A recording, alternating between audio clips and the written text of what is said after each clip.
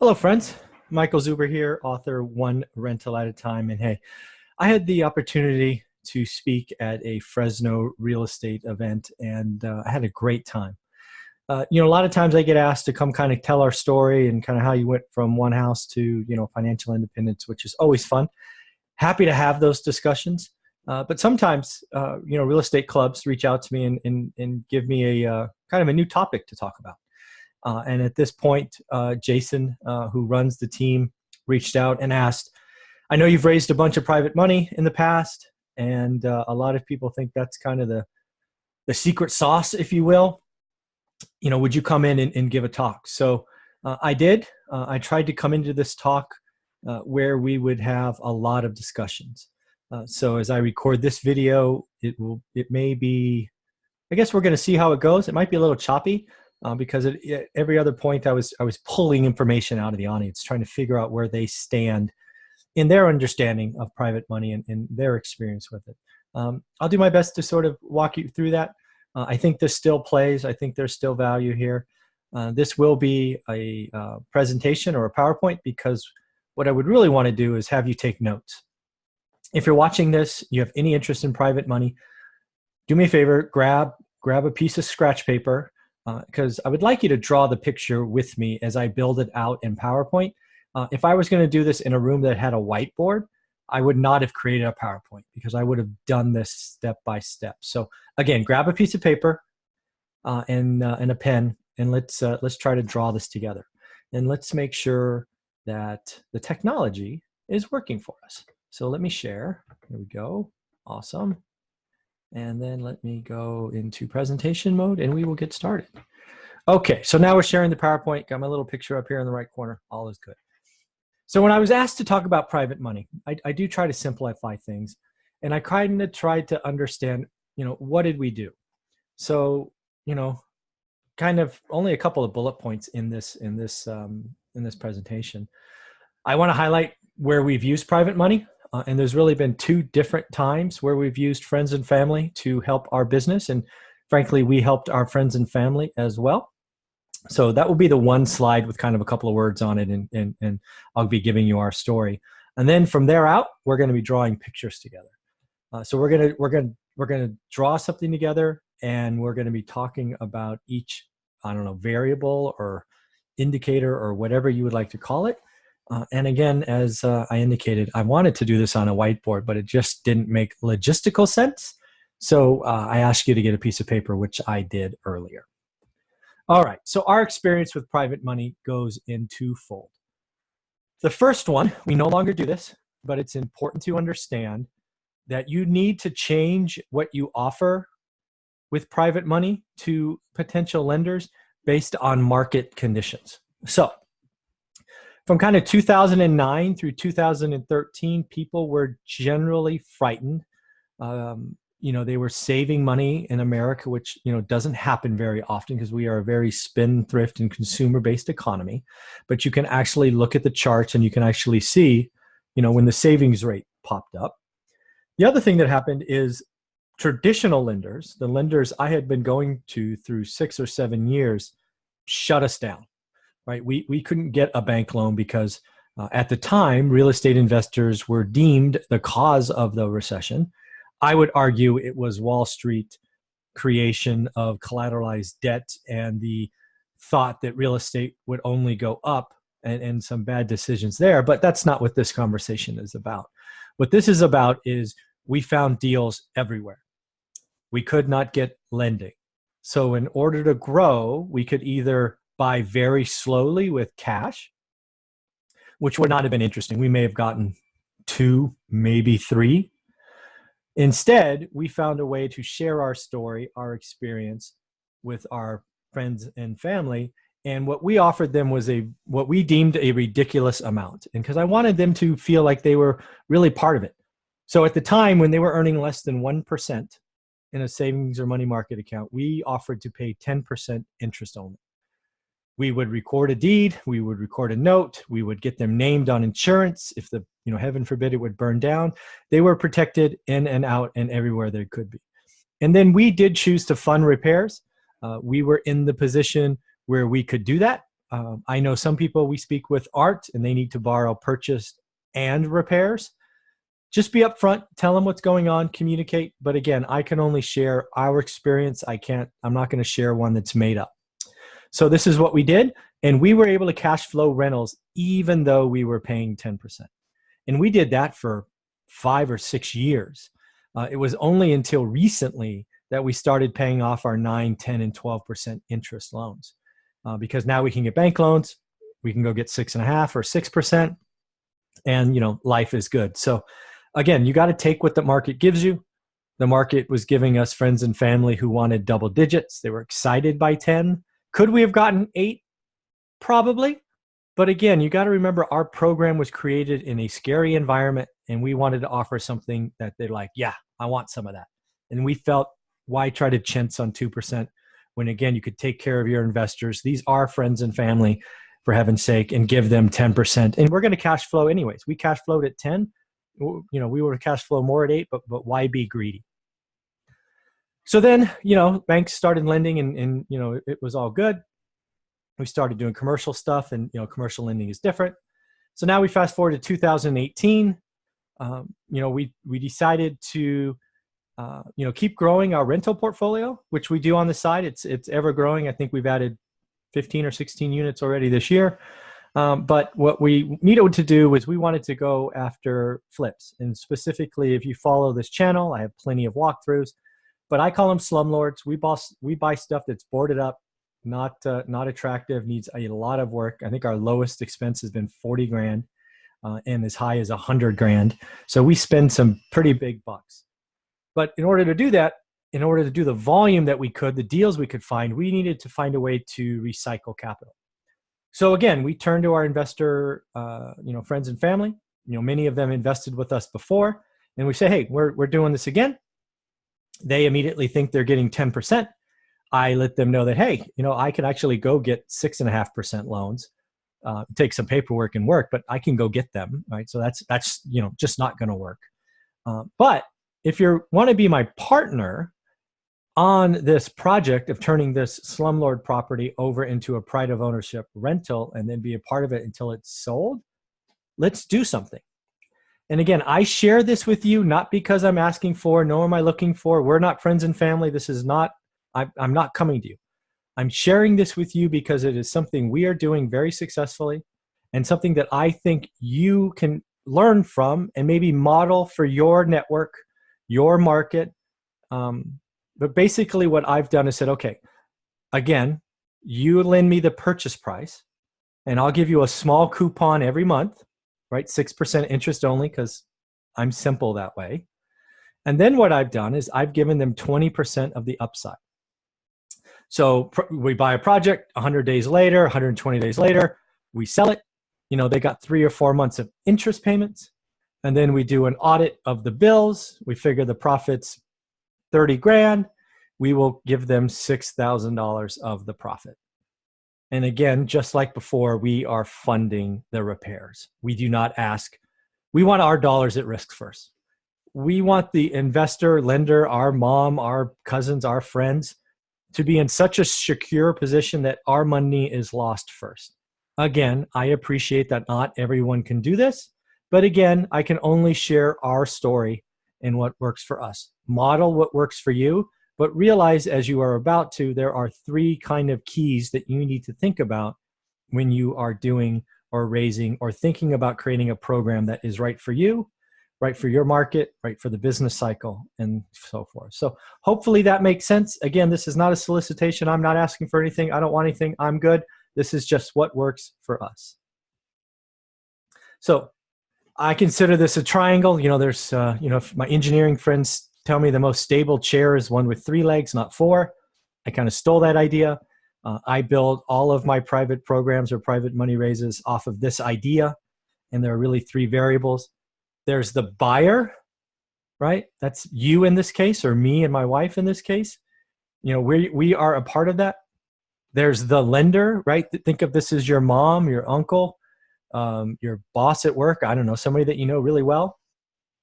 And then there's the terms, right? What makes sense for you, for them, and the market you're in, right? Those are the 3 things. So if you're drawing this with me, you might be asking yourself what's missing. Or you're thinking, hey, idiot, there's something missing in this triangle. And yes, there is. It's the deal, the property, the thing, whatever it is. But these three terms are the ones that matter. The property is almost an afterthought. You should be designing your program long before you identify a property. You don't find a property and then run out and try to think about how you're going to do this. Think about it far in advance. Okay? But there's really more to this. If you're drawing your pictures with me, it's about to get a little messy.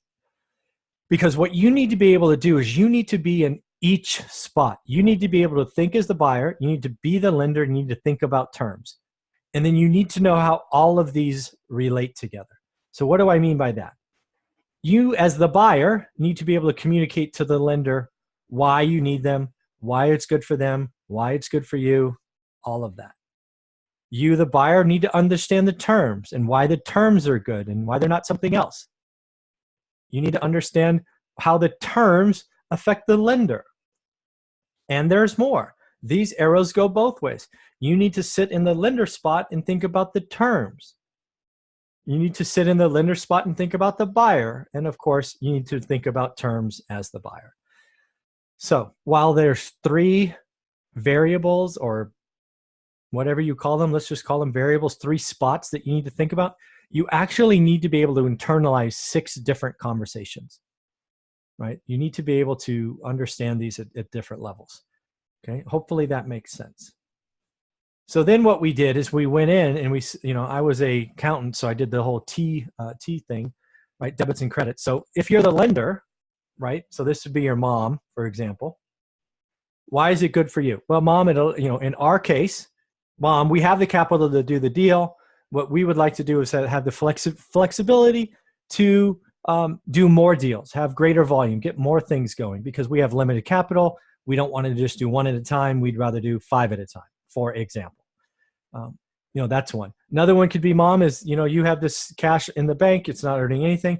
I can help you earn an annualized return of X. Again, you can't make any promises or commitments, but you can say you're going to get a part of the upside. Terms. Well, let's talk about the terms. Well, what I'm going to do in this example, mom, is I'm going to give you a little piece of the action every month. Right? Today you're earning 2% in the savings account, 2.5%. I'm going to pay you 6%.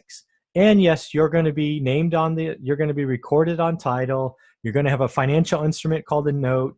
You're going to be named in insurance. So if it burns down or I die, you're protected. And all of those discussions. In addition, you, as the person putting the program together, should be able to talk about the entire process, the entire title and escrow process. I do not want handshake agreements. I do not want money going from lender to you. I want money going from them to title through the escrow process, closing statement, the whole bit, so you lose some dollars and cents and all of that. But you've got to make this a legit transaction. If your lender doesn't have a financial instrument that they could sell, if God forbid something happened, that's a problem. So what do I mean by that? When you create a note and it's recorded and it has, there's terms and you can show that it's been seasoned and it's been paid. If heaven forbid my mom needed the money raised and I was not in a position to give it to her, she could sell that, right? There's all kinds of note buyers out there. So this thing needs to be recorded. It needs to be a financial instrument. It needs to hold value. And you can only do that by doing this right and protecting your lenders. You should be so motivated to protect your lenders that you feel they are in the better position than you are. And if it is, it's exactly where you should be. So the next one, right? The terms. Why are the terms good for the lender? Well, again, you're getting a little piece now and you're getting some upside later. And what's really important about these terms is people in today's market, unlike earlier, right? We had 2 scenarios. What was it? 10 years ago, 8 years ago, whatever it was. People were interested in double digits return. That's what they like talking about at parties. Hey, I'm earning 10% interest. And somebody else would say, hey, I only got, I'm getting 0.8%. What's going on? So it's all that coffee room or wine, parties or whatever. Today it's, hey, I'm an investor. I'm a partner in a flip, because everybody's flipping these days. So again, the lender gets to say that because they get, in the program I created, and again, create your own, gives them 20% of the upside. And then why is it good for you? Well, it's good for you because you are spreading your capital. You can get more done. You don't put all your chips on on 17, and to steal a roulette example. So again, these are very, very important. And again, I would argue you need to put terms together that are beneficial to the lender. A question we got during the event on this is, what happens if, we don't have any money? You can't, you keep talking about you pay for the repairs. And again, that's my story. I'm sorry. But, if you're trying to get your first one done, maybe give them 50% of the upside if they come in for 100% of the money, right? If they're going to lend you the purchase price plus the repairs, you know what? Give them 50%. You're trying to build a track record. And, that's okay. 50% profit when all they have to do is loan the money and it's secured and all these things, and you keep them updated and communicated and all of that, it's all good. And that allows you to build a reputation and document the heck out of it. Take video, understand what's going on, and have fun with the process, because you don't need to say, hey, they're getting 50% of the profit and doing nothing. You need to be saying, wow, they're getting me started and I'm going to do 100 of these after it. That's how you should think. And of course, the final one is you, the lender, and the terms. You should be creating a program that's repeatable, scalable. You should be creating marketing material, even if it's just pictures and befores and afters and marketing slicks and documenting what's happening. They should become references for you. So hey, Aunt Mary did this, so maybe Uncle Bob wants to do that, and all of those things. So again, these are how you should be thinking about how you would put together a private money raise or a private money program or whatever you want to call that. Again, stick with friends and family. Don't break any rules. Don't promise any returns. Make sure you're documenting. Make sure you're communicating. Bad news doesn't get better with age. So communicate when surprises happen, and just make sure you are doing everything you can to protect your lender. Because even if you break even and they get their piece and you get nothing, you've created a relationship that you can use again, and you've learned so that the next 100 you do is great. I've met too many people that get wrapped around the axle that they're taking too much of the profit and I'm doing all the work. Well, you know what? If you don't let them take all that profit, you're not going to do a second or a third deal because you'll never get the first one done. So just remember where you are, what you're trying to do. You're trying to do 100, but you can't get to 100 until you start. So have fun with it. Again, my program is not meant to be the end all be all. If it's not for you, it's not for you. Frankly, if nobody uses it, I'm totally okay with that. I did not share with it because I think it's anything. I shared with it because it's what we do. And on this channel, I only share what we do. So a couple of things to think about. You need to understand each position on the triangle. And I would tell you to practice. You don't want to go have dinner or lunch with Uncle Bob who's got some money and trip over yourself. The other thing I would do is I would practice so much that you come out sounding confident, right? You should be able to confidently talk about the escrow process. You should be able to confidently talk about the ARVs. You should confidently talk about the general contracting and the process to take from ugly to new and all of those things. Practice in the mirror, practice with your partner, practice with your dog. Get comfortable sitting in each position. Then talk to everybody you know. And generally what I would do in the beginning is I wouldn't ask for anything. I would say, hey, Bob, I've created this program that is so exciting. I just want to tell you about it and let me know if you know anybody. Bob, I have a 6 and 20 program where you're in first position. You're only putting up this and you get that. And oh, by the way, the last 3 of these I've done earned X, Y, or Z. And, have those conversations and be confident. Don't ask. Let them ask you to be a part of it. It has really worked for me. And then always keep growing your network and marketing what you're doing. You're learning all the time. Tell everybody what you're learning. Get confident, practice, rinse and repeat, do all those great things. And you will attract deal flow and you'll learn a lot. Part of raising private money is learning and trying and learning and learning and learning. And it's just fun. But once you solve it and once you get, family members earning a return, that will just, you'll just increase deal flow. And it does get easier. I promise you raising private money gets easier once you have confidence and once you have a few people saying, yes, my nephew earned me X. And that's pretty spectacular. So again, this is, was created for my Fresno event. So I listed the YouTube channel, which, oh, by the way, you're probably watching this on. And of course, there's the cover of our book called One Rental at a Time. All right, so stop sharing. So hopefully that made sense. I believe private money can absolutely help your business. If you happen to be a part of a real estate investing group and you're looking for external speakers, please reach out. I enjoy the opportunity at any chance I get to tell the one rental at a time story, the challenge to pick up a different topic that may interest your group.